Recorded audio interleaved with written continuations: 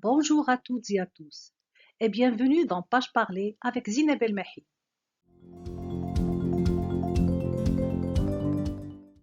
Aujourd'hui, nous découvrirons le monde captivant de la littérature de Marc-Édouard Nab et je vous propose un extrait de son ouvrage J'enfonce le clou. Mais avant cela, laissez-moi vous en dire un peu plus sur cet ouvrage ainsi que sur son écrivain.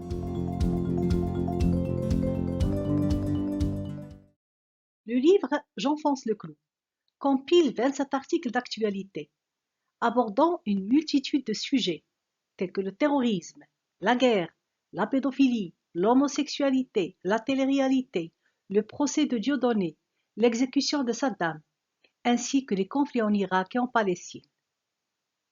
Ces articles, parmi bien d'autres, offrent une analyse unique de Marc-Édouard Nab sur les événements contemporains et les questions sociétales. Découvrons maintenant une courte biographie de notre auteur.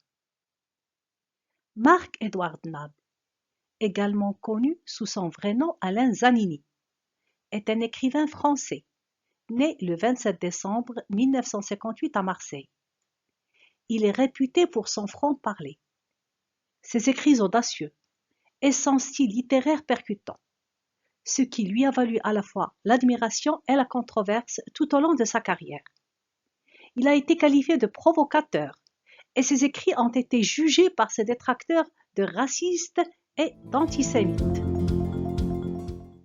Mes chers auditeurs, dans cet ouvrage, J'enfonce le clou de Marc-Édouard Nab, je vous propose de lire ensemble l'article 18, page 221, intitulé Toute l'histoire d'Israël sur une seule page.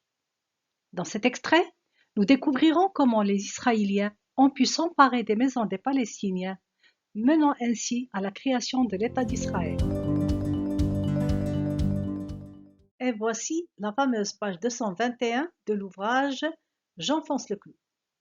Malheureusement, je n'ai pas eu accès à une version physique du livre, donc j'ai dû me contenter de cette image trouvée en ligne.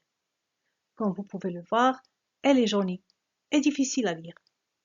Cependant, j'ai pris le temps de vous préparer une version plus lisible pour faciliter notre lecture.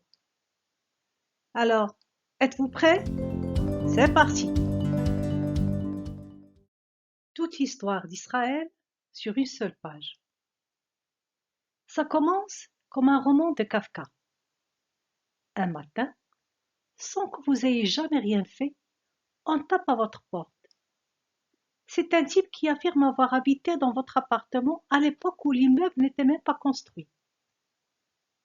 Il vous explique que le propriétaire le lui avait promis et que la mairie lui a donné l'autorisation d'y retourner. Vous lui dites qu'il n'en est pas question, mais il s'est déjà installé dans la chambre d'amis. Le lendemain, vous appelez votre voisin de palier pour qu'il vous aide à l'expulser.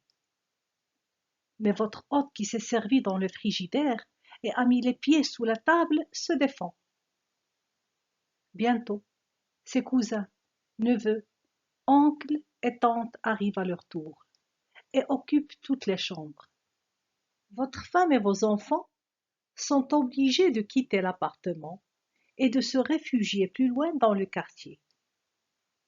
Mal à l'aise à cause de tous les voisins qui vous soutiennent, même si l'un d'eux en a profité pour vous piquer votre garage, votre hôte, grâce à la concierge qui lui est toute acquise, s'empare de tout le reste de l'immeuble, de la cave au grenier, afin de se sentir davantage en sécurité. Comme vous vous fâchez, votre hôte qui est plus fort que vous enferme dans les WC, sans vous donner à manger, et sans jamais vous laisser sortir. Il vous hurle à travers la porte que le syndic est d'accord. Au bout d'un moment, vous êtes tellement en colère que vous mettez le feu aux toilettes. Les pompiers viennent éteindre l'incendie qui a ravagé une partie de l'appartement et où des membres de la famille de votre hôte ont péri aussi. Quand les pompiers sortent sur une civière votre corps carbonisé, votre hôte crache dessus en vous traitant de terroriste.